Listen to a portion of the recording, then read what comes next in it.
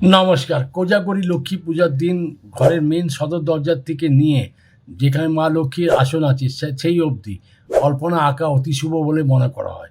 মা লক্ষ্মী পূজাতে কাঁসা কাঁসা ঘণ্টা বাজানো পুরোপুরি নিষিদ্ধ হয়। এতে মা লক্ষ্মী অতি রুষ্ট হয়ে যান।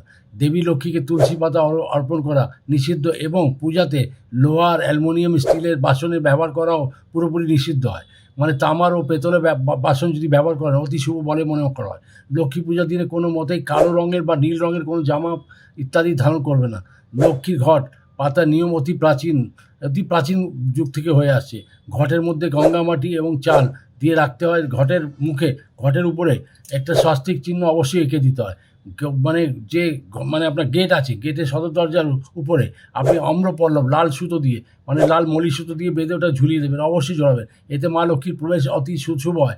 আর একটা প্রদীপ যে জ্বালাচ্ছেন সেই প্রদীপের মধ্যে চিনি অবশ্যই দিয়ে দেবেন, মার মুখটা যেন মিষ্টি মুখে উনি হাসি মুখে আসতে পারে।